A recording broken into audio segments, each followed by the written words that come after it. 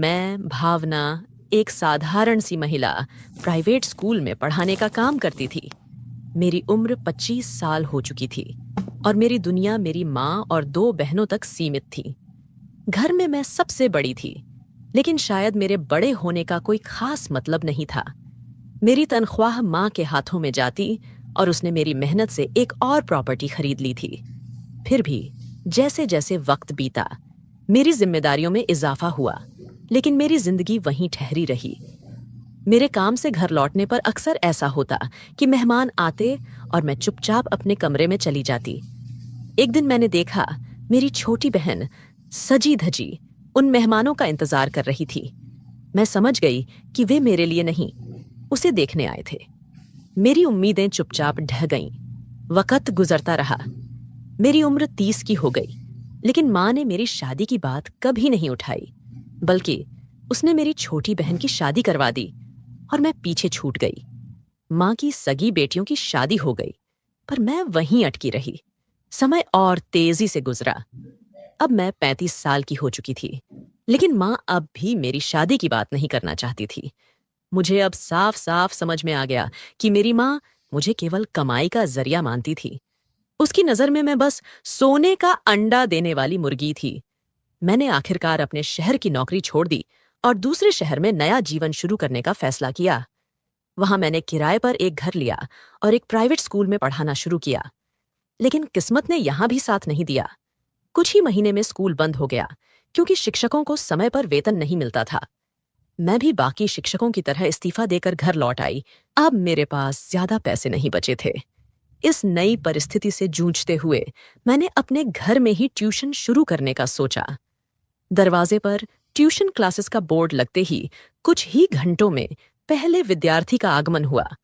धीरे धीरे 5-6 बच्चे पढ़ने आने लगे और जिंदगी दोबारा पटरी पर आने लगी थी। फिर एक दिन एक 15 साल का लड़का अभिषेक मेरे पास पढ़ने आया।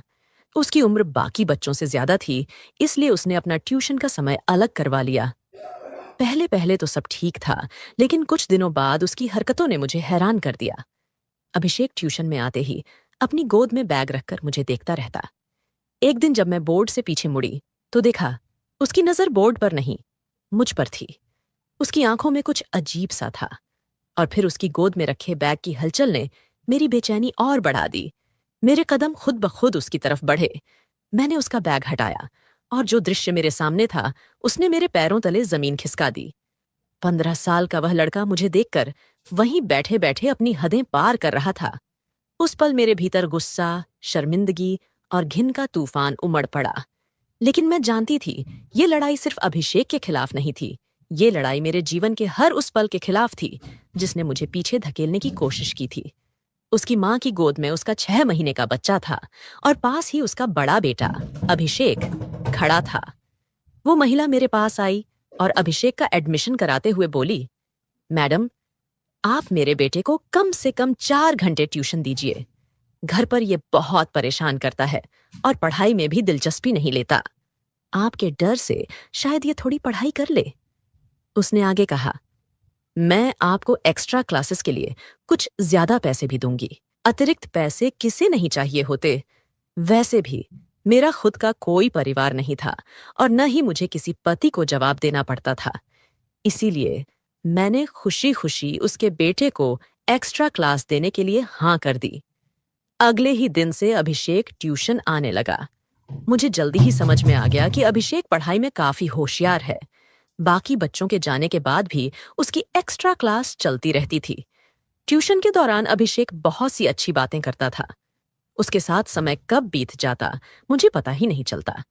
शायद क्योंकि मैं भी अपनी जिंदगी में अकेली थी, तो उसकी बातें सुनकर मुझे भी कोई सहारा मिल गया था। ऐसे ही दिन बीत रहे थे। मैं जिस घर में रहती थी, उसकी ऊपरी मंजिल का एक कमरा पहले से ही टूटा हुआ था। अब वहां एक नया किराएदार आकर रहने लगा था, जो कि मेरी ही तरह अकेला था। एक शाम की बात है। 6 बजे के करीब अभिषेक अपने घर जाने के लिए निकला ही था कि तभी वह नया किराएदार मुझे चाय के लिए बुलाने आया। उसकी बात सुनकर अभिषेक अचानक रुक गया और बोला, मैडम, मुझे मैथ्स के कुछ सवाल समझने हैं। ये कहते हुए वह मुझे क्लासरूम में ले आया।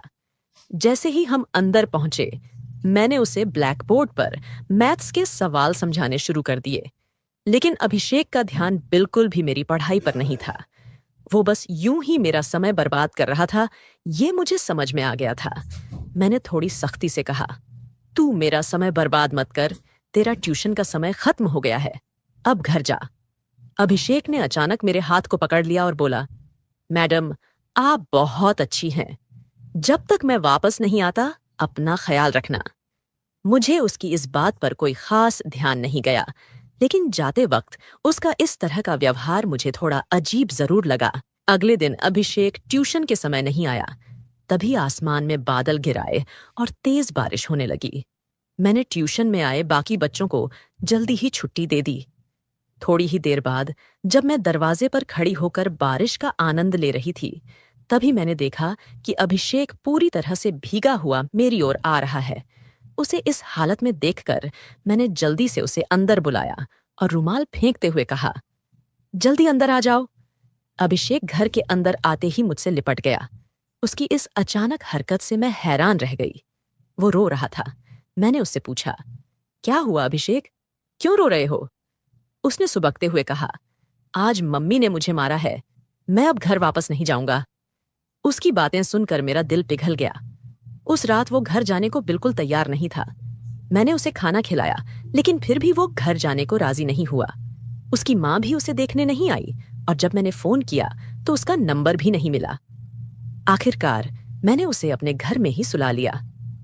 वो रात मेरे लिए भी अजीब थी, लेकिन कहीं न कहीं मैंने महसूस किया कि अभिषेक भी शायद उसी तरह अकेलापन महसूस कर रहा था जैसे मैं करती थी। वह रात भी ऐसी ही थी जब अभिषेक मेरे कमरे में सोया हुआ था। अगले दिन सुबह सुबह दरवाजे पर दस्तक हुई। अभिषेक की माँ खड़ी थी और जैसे ही मैंने दरवाजा खोला, उन्होंने रोते हुए कहा, आप इस लड़के को अपने घर में बिल्कुल भी मत रखिए, मैं इससे तंग आ चुकी हूँ, आप भी इसे निकाल दीजिए। उनकी आंखों में आंसू थे और उन्होंने गुस्से में अभिषेक को थप्पड़ मारा। मैं हैरान रह गई। मैंने उन्हें रोकते हुए कहा, आप उसे क्यों मार रही हैं? इस पर वह बोली, इसकी तरफदारी मत कीजिए, नहीं तो आप पछताएंगी। अगर आप इसे अपने पास रखना चाहती हैं तो रख लीजिए, मैं इसकी ट्यूशन फीस भी नहीं दूंगी। इतना कहकर वह चली गई। मुझे ऐसा लगा कि उन्होंने अपने बेटे के लिए ममता खो दी है। अभिषेक चुपचाप मेरे पीछे आकर लिपट गया। उसकी माँ के जाते ही उसने मुझे जोर से गले लगाया। उसकी मासूमियत देखकर मेरा दिल पिघल गया। मैंने सोचा, वैसे भी मैं घर में अकेली हूँ, कुछ दिनों के लिए अभिषेक को रख सकती हूँ। शायद उसकी माँ का गुस्सा ठंडा हो जाए और वह उसे वापस ले जाए। लेकिन ऐसा नहीं हुआ। अभिषेक की माँ ने उसके कुछ सामान दरवाजे पर छोड़ दिया और चली गई। मैं इसे क्षणिक गुस्सा समझ रही थी, मगर 2 दिन बाद पता चला कि वे लोग कॉलोनी छोड़कर किसी और शहर चले गए हैं। उनके फोन भी बंद हो गए थे। मैं यह बात अभिषेक से छिपाए रखी, क्योंकि उसे यह जानकर बहुत धक्का लगता कि उसके माता पिता उसे छोड़कर चले गए हैं। धीरे धीरे मैंने अभिषेक को अपने घर में ही रखना शुरू कर दिया। वह सुबह स्कूल जाता, शाम को ट्यूशन करता और रात को मेरे कमरे में आकर सोता। सब कुछ सामान्य चल रहा था, लेकिन एक रात कुछ अजीब हुआ। हमेशा की तरह उस दिन भी अभिषेक मेरे कमरे में सोने आया और लाइट बंद कर दी। वह अंधेरे में सोने का आदी था और उसकी आदत के चलते मैंने भी अंधेरे में सोने की आदत डाल ली थी। अचानक उस रात अभिषेक ने मुझे बहुत जोर से पकड़ लिया। उसकी पकड़ इतनी मजबूत थी कि मुझे यकीन ही नहीं हुआ कि वह 15 साल का लड़का है। मैं बहुत डर गई थी। ना तो मैं उठ पाई, ना ही उसकी पकड़ से खुद को छुड़ा पाई। लगभग आधे घंटे बाद वह अलग हुआ। मैं कांप रही थी और डर के मारे हॉल में चली गई। सुबह अभिषेक जब कमरे से बाहर आया तो वह ऐसे व्यवहार कर रहा था जैसे रात में कुछ हुआ ही नहीं। मैं उसे कुछ कहने ही वाली थी, तभी वह किचन की ओर बढ़ गया। उसकी मासूमियत देखकर मेरे मन में उथल-पुथल मच गई। उसने मेरे लिए चाय बनाई और मेरे कमरे में मेरा इंतजार कर रहा था, मानो कुछ हुआ ही ना हो। वो मेरे कमरे में था और अचानक उसे देखकर मैं थोड़ी शर्म से भर गई। फौरन बाथरूम की ओर बढ़ी, अंदर जाकर जल्दी से अपने कपड़े ठीक किए और फिर बाहर आई। बाहर आते ही मैंने अभिषेक से सवाल किया, अभिषेक, तुम्हारी तबीयत ठीक तो है ना? रात को तुमने मुझे इतनी जोर से क्यों पकड़ा था? अभिषेक ने बेहद शांत अंदाज में जवाब दिया, मैडम, शायद आपको कोई गलतफहमी हुई है। मैं तो जल्दी ही सो गया था। उसके जवाब से मुझे थोड़ी राहत मिली। लगा कि शायद वो सब कुछ नींद में हुआ होगा। मैंने उस बात को और ज्यादा तूल नहीं दी। कुछ देर बाद अभिषेक स्कूल चला गया। दोपहर को जब वो घर आया तो रोज की तरह ट्यूशन के लिए बैठ गया। अब मैं उसकी एक्स्ट्रा क्लास नहीं ले रही थी। उस दिन बाकी बच्चे चले गए, मगर अभिषेक काफी देर तक रुका रहा। मैं उसे बोर्ड पर गणित के कुछ सवाल समझा रही थी और मेरी नजर बोर्ड पर ही थी। अचानक जब पीछे मुड़कर देखा तो अभिषेक की हालत कुछ अजीब लगी। उसकी नजर पढ़ाई पर नहीं थी और वो अपनी गोद में बैग रखे किसी अजीब हरकत में लगा हुआ था। मैंने तुरंत तेज आवाज में कहा, अभिषेक। उसकी हरकतें देखकर मैं थोड़ी हिल गई। मेरे दिमाग में सवाल उठने लगे। कल रात जो हुआ, क्या वो सच में नींद में था या जानबूझकर किया था? मैंने उसके बारे में ज्यादा सोचना छोड़ दिया, पर मन में शक बरकरार था। उसी दिन मैंने उसकी मां को फोन करने की कोशिश की, लेकिन हमेशा की तरह उसका फोन बंद था। मैं नहीं चाहती थी कि अभिषेक के नाजुक मन पर कोई गलत असर पड़े, इसलिए उसके माता पिता के बारे में कुछ नहीं कहा। अभिषेक को अपने घर में रखने का मेरा फैसला अब भारी गलती लगने लगा था, लेकिन तब मुझे इसका एहसास नहीं हुआ। फिर उसी रात अभिषेक मेरे पास सोया। उसने मुझे कुछ इस तरह से पकड़ा कि मुझे लगा जैसे वो 15 साल का लड़का अब मेरी जान ही ले लेगा। उसकी पकड़ इतनी जोरदार थी कि मैंने खुद को छुड़ाने की कोशिश की, मगर वो छोड़ने को तैयार नहीं था।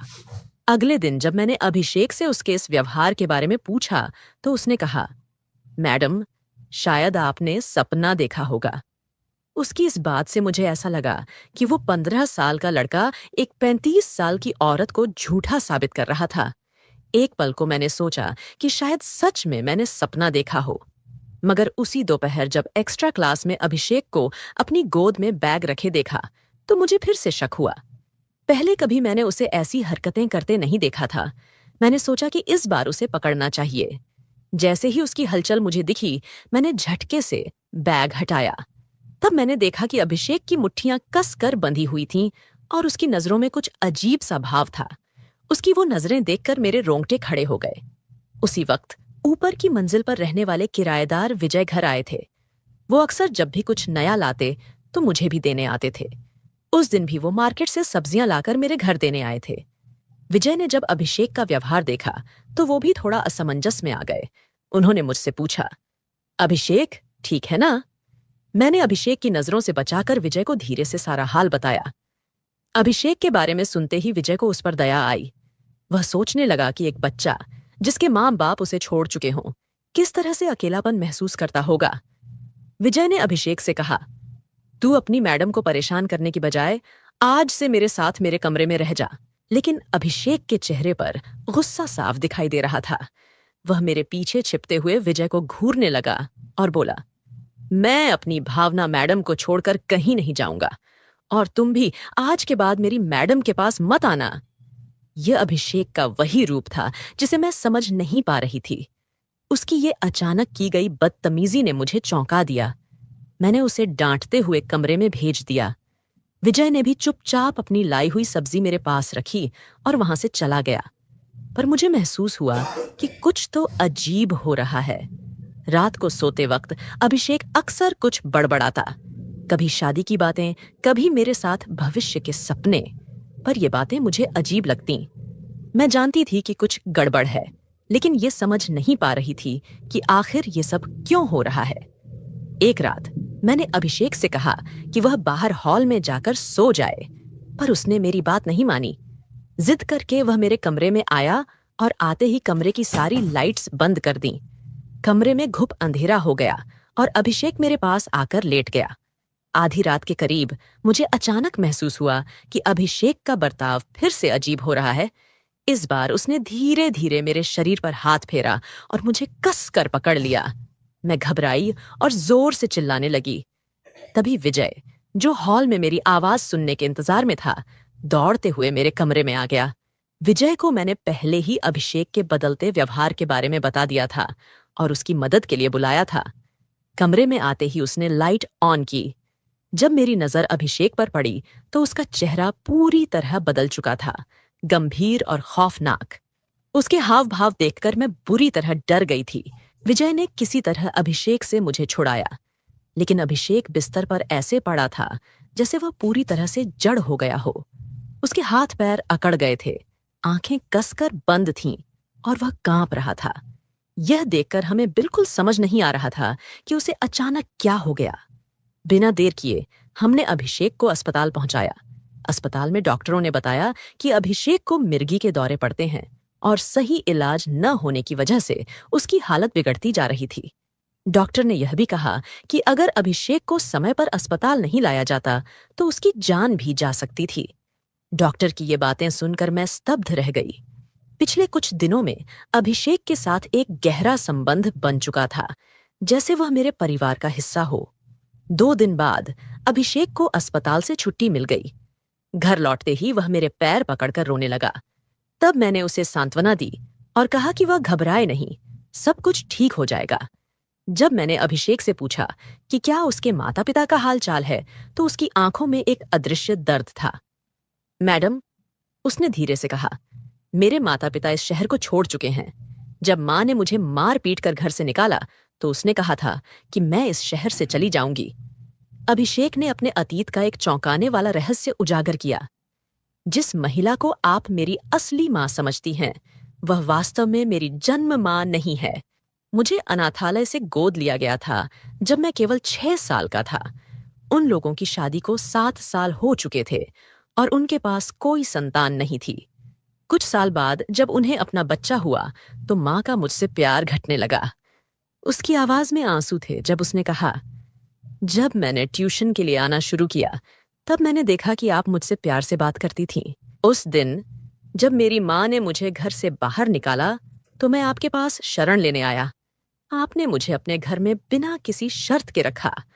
विजय ने इस स्थिति को सुनकर कहा, अभिषेक, अगर तुम्हें कोई आपत्ति नहीं है तो मैं तुम्हें गोद लेना चाहता हूं। विजय और मैंने अपनी अपनी कहानियां साझा की। उसने बताया कि कैसे उसके समाज में उसके मेडिकल टेस्ट के कारण उसकी शादी नहीं हो पा रही थी। मैंने विजय को बताया कि मैंने अपनी शादी के बारे में कभी सोचा नहीं था, लेकिन उसकी अच्छाई ने मुझे अपनी सोच बदलने पर मजबूर कर दिया। हमने कानूनी रूप से अभिषेक को गोद लिया और हम तीनों एक नया परिवार बन गए। भगवान हमें किस रास्ते से जोड़ देगा, यह कहना मुश्किल है। मेरे अपने लोग मुझे छोड़ चुके थे, लेकिन विजय ने मुझे एक नया जीवन दिया और अभिषेक ने मुझे मातृत्व का अनुभव कराया। तो दोस्तों, यह थी आज की कहानी। क्या आपको यह पसंद आई? अपनी राय कमेंट बॉक्स में जरूर साझा करें। अगर आपको कहानी पसंद आई तो वीडियो को लाइक करें और हमारे चैनल को सब्सक्राइब करें। धन्यवाद। एक दिन रात के वक्त 20 साल की जवान लड़की अपने पिता के कमरे में जाती है और देखती है कि उसके पिता गहरी नींद में सो रहे हैं। वह लड़की धीरे से उनके पास जाकर बैठ जाती है और उसे देखकर पिता जाग जाते हैं। पिता पूछते हैं, बेटा इतनी रात को क्या हुआ, सब ठीक है ना? लड़की कहती है, पापा मेरे सिर में बहुत तेज दर्द हो रहा है और मुझे बहुत डर भी लग रहा है। क्या मैं आपके पास सो सकती हूँ? पिता मुस्कुराते हुए कहते हैं, बिल्कुल बेटा, कोई बात नहीं, आप आराम से सो जाओ, मैं यही तुम्हारे पास हूँ। पिता लड़की को बिस्तर पर सुला देते हैं और उसके सिर को प्यार से सहलाने लगते हैं। इससे लड़की को तुरंत आराम महसूस होता है और वह धीरे धीरे सोने लगती है। उस दिन पिता ने थोड़ी बहुत ड्रिंक भी की होती है। नमस्कार दोस्तों, स्वागत है आपका हमारे चैनल पर। आज की कहानी आपको चौंका देगी और आप सोचने पर मजबूर हो जाएंगे कि एक पिता और बेटी ऐसा काम कैसे कर सकते हैं। अगर आप हमारे चैनल पर नए हैं तो कृपया सब्सक्राइब जरूर करें ताकि आप हमारी ऐसी और भी कहानियां मिस न करें। तो चलिए दोस्तों, शुरू करते हैं आज की यह सच्ची कहानी, जो मध्य प्रदेश के सागर जिले की है। इसी जिले के एक गांव में छगन लाल नाम का एक आदमी अपने 3 बच्चों के साथ रहता था। छगन लाल की पत्नी की लंबी बीमारी के बाद मौत हो गई और 1 साल से घर की स्थिति बेहद कठिन हो गई थी। उसकी बड़ी बेटी की उम्र 20 साल, छोटी बेटी की उम्र 14 साल और सबसे छोटे बेटे की उम्र 9 साल थी। पत्नी के इलाज में सारी जमा पूंजी खत्म हो गई थी और अब छगन लाल कर्ज में डूबा हुआ था। आर्थिक स्थिति दिन ब दिन खराब हो रही थी और घर चलाना उसके लिए मुश्किल हो गया था। बच्चे भी अपनी माँ की याद में गुमसुम रहने लगे थे। छगन लाल के लिए उन्हें संभालना चुनौतीपूर्ण हो रहा था। घर की जिम्मेदारियों के साथ साथ बच्चों की देखभाल करना छगन लाल के लिए कठिन हो गया। वह सोचता था कि अगर वह बाहर काम पर जाता तो बच्चों की पढ़ाई प्रभावित हो सकती है और अगर वह घर पर रहता तो घर की जरूरतें पूरी नहीं हो सकती।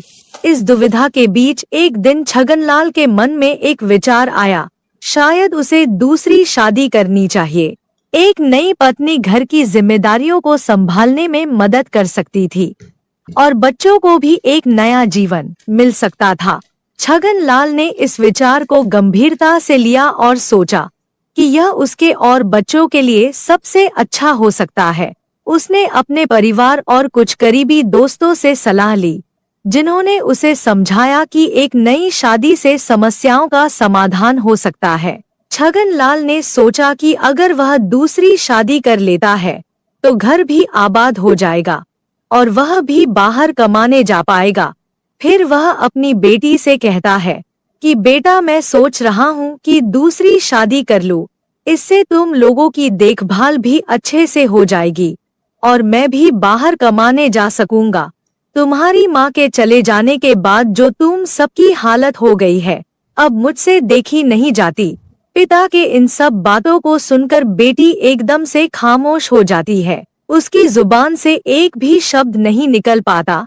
छगनलाल बेटी को समझाते हुए कहता है कि देखो बेटा, अगर मैं कमाने नहीं गया तो फिर घर चलाना मुश्किल हो जाएगा और मैं तुम सबको पढ़ा लिखा नहीं पाऊंगा। इतना समझाने के बावजूद भी वह लड़की खामोश ही रही। छगनलाल सोचता है कि उसकी बेटी अभी दुखी है, फिर किसी और दिन बात करेगा। उसके बाद वह वहां से चला जाता है और वह लड़की सोचने लगती है कि जब उसके पिता शादी कर लेंगे और जो सौतेली माँ आ जाएगी तो सौतेली माँ कभी अच्छी नहीं होती। उसने यह सुना भी था और अपनी आंखों से देखा भी था। वह यही सोच रही थी कि अभी उसके पिता बच्चों से बहुत प्यार करते हैं। अगर शादी के बाद वह भी बदल जाएंगे तो सौतेली माँ हमारे ऊपर बहुत अत्याचार करेगी और पापा भी उसी का साथ देने लगेंगे। उस दिन वह लड़की रात भर सो न सकी और पूरी रात यही सब सोचती रही। जब वह लड़की अगले दिन कॉलेज जाती है तो उसे रास्ते में एक सहेली मिल जाती है जो उसके साथ उसके कॉलेज में ही पढ़ा करती थी। फिर वह लड़की अपनी सहेली को सारी बात बता देती है जो उसके पिता ने अपनी शादी के बारे में उससे कही थी। उसकी सहेली कहती है कि यह तो बहुत गलत होने वाला है तुम लोगों के साथ। अगर तुम्हारे पापा ने शादी कर ली तो तुम्हारे ऊपर बहुत बड़ी मुसीबत आ जाएगी। सौतेली माँ के बारे में तो तुमने सुना ही होगा कि वह किस तरह की होती है।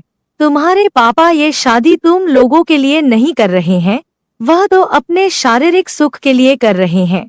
उन्हें तो बस अपने लिए एक जीवन साथी चाहिए जो उनकी जिस्मानी इच्छा को पूरी कर सके। तुम्हारे पापा को जिस्मानी इच्छा बहुत परेशान कर रही है, इसी वजह से वह शादी करना चाहते हैं। तुम कभी यह मत सोचना कि वह ये शादी तुम्हारे लिए कर रहे हैं। उन्हें तो बस अपनी इच्छाओं को पूरी करने के लिए एक जिस्म चाहिए। वह लड़की अपनी सहेली की बातें सुनकर बहुत ही परेशान हो जाती है और उसे यह लगता है कि उसके पापा शादी करके ही रहेंगे। फिर उसकी सहेली कहती है कि मेरे पास एक आइडिया है, अगर तुम कर सको तो। वह लड़की कहने लगी कि ठीक है, मैं अपने भाई बहन के लिए कुछ भी कर सकती हूँ। उसकी सहेली कहने लगी कि तुम्हारे पापा को सिर्फ जिस्म चाहिए। अगर तुम अपने पापा के साथ संबंध बना सको तो फिर उन्हें शादी की सूरत नहीं रहेगी और वह कभी भी शादी नहीं करेंगे।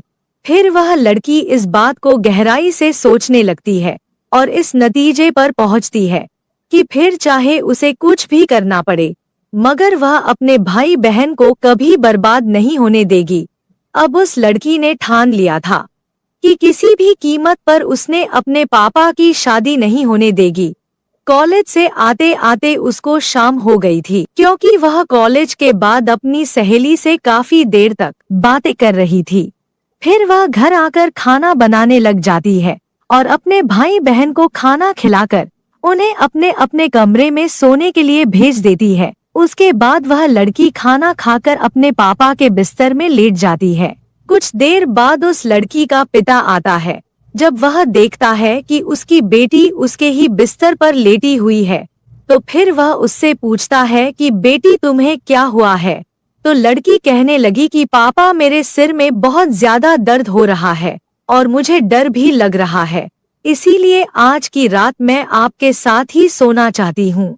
बेटी की बात सुनकर पिता कहता है कि कोई बात नहीं बेटा, तुम आराम से सो जाओ। थोड़ी देर बाद खाना खाने के लिए वो किचन की ओर चला जाता है और खाना खाने के बाद थोड़ी बहुत पी भी लेता है। उसके बाद वह अपने बिस्तर में आकर लेट जाता है। एक तरफ लड़की लेटी हुई थी और दूसरी तरफ उसके पिता थे, मगर उन दोनों के ऊपर अलग अलग कंबल थे। रात के 12 बज चुके थे, मगर उस लड़की की आंखों से नींद बिल्कुल ही गायब थी। उसके दिमाग में तो उसकी सहेली की बातें और सौतेली माँ की तस्वीरें घूम रही थी। जब लड़की ख्यालों की दुनिया से बाहर आई तो उसने देखा कि उसके पापा तो गहरी नींद में सो गए हैं। फिर वह लड़की डरने का नाटक करते हुए अपने पापा के कंबल में जाकर उनके करीब हो जाती है। थोड़ी देर बाद वह लड़की धीरे धीरे अपने पापा के और भी ज्यादा करीब होने लगती है। नशे के कारण उनका बाप भी मदहोश होने लगता है। जब तक उसे होश आया तब तक उसके अंदर का शैतान जाग चुका था, इसीलिए वह खुद को रोक न सका। उसके बाद वह दोनों अपने इस रिश्ते को भूलकर कई बार संबंध बना लेते हैं। अगली सुबह जब सोकर उठते हैं तो दोनों ही बहुत खुश थे। उन्हें किसी भी तरह की कोई शर्म या पछतावा नहीं था। उसके बाद तो यह सिलसिला आए दिन ही चलने लगा।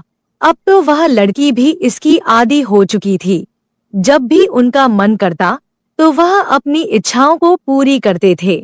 इसी तरह दिन महीनों में बदलते चले गए और महीने बीत गए, पता ही नहीं चला। एक दिन उस लड़की की तबीयत खराब हो जाती है और उसे उल्टी और चक्कर आने लगते हैं। फिर वह लड़की चेक करवाने के लिए डॉक्टर के पास एक क्लिनिक पर जाती है। तब उसकी रिपोर्ट आई तो उसके पैरों के तले जमीन खिसक गई। डॉक्टर ने उसे बताया कि वह 2 महीने से प्रेग्नेंट है। उस लड़की के गांव के ही एक औरत उस क्लिनिक में साफ सफाई का काम किया करती थी। जब उस औरत को इस बात का पता चला तो फिर वह औरत पूरे गांव में ढिंढोरा पीट देती है। छगन लाल की कुंवारी लड़की मां बनने वाली है। धीरे धीरे यह खबर आग की तरह पूरे गांव में फैल जाती है। छगन लाल का अपनी ही बेटी के साथ नाजायज रिश्ता है। एक दिन उसकी सहेली उसके घर जाकर कहती है कि पूरे गांव में पता चल चुका है कि तुम प्रेग्नेंट हो। अपनी सहेली की यह बात सुनकर लड़की बहुत परेशान हो जाती है और उसे कुछ भी समझ नहीं आ रहा था कि अब वह क्या करे। वह सोच रही थी कि अब तो उसके पिता की बहुत बदनामी हो जाएगी और वह भी किसी को मुंह दिखाने लायक नहीं रहेगी। एक दिन शाम के वक्त वह लड़की मार्केट से कुछ सामान लेने चली जाती है तो रास्ते में उसे मोहल्ले के कुछ लड़के छेड़ने लग जाते हैं। अश्लील बातें करके उसको परेशान करने लगते हैं और उसका बहुत ही मजाक उड़ाते हैं।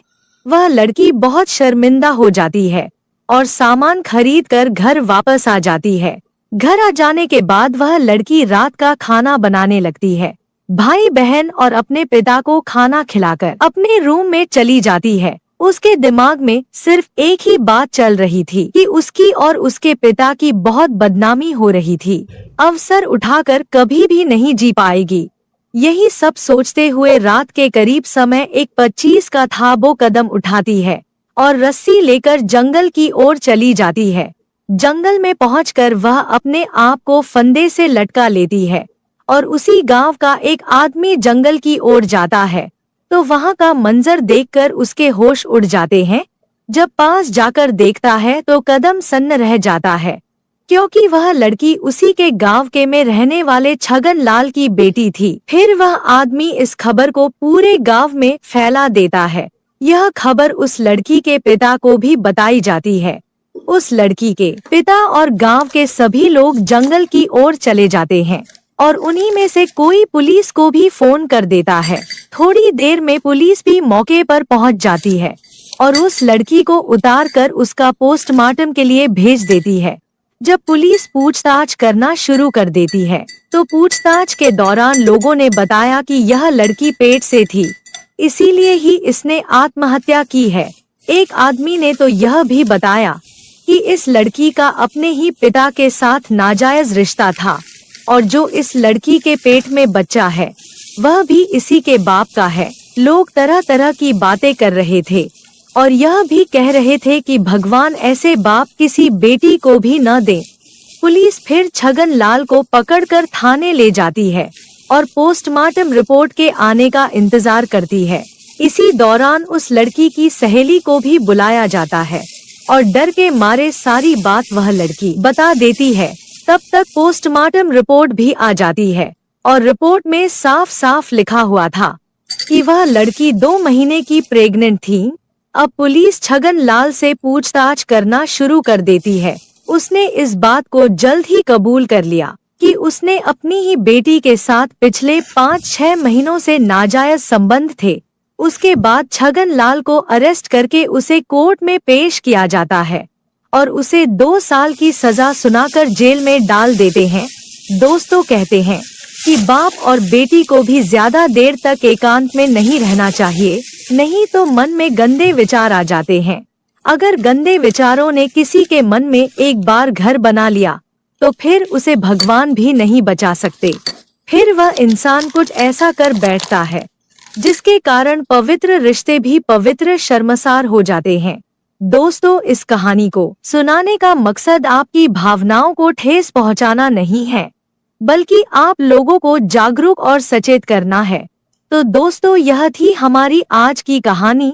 कैसी लगी हमें कमेंट करके जरूर बताएं और यह भी बताएं कि आपको किसकी गलती लगती है, पिता की, बेटी की या फिर उसकी सहेली की जिसने उस लड़की को यह गंदा मशवरा दिया था। अगर कहानी अच्छी लगी हो तो चैनल को सब्सक्राइब और वीडियो लाइक जरूर कीजिएगा।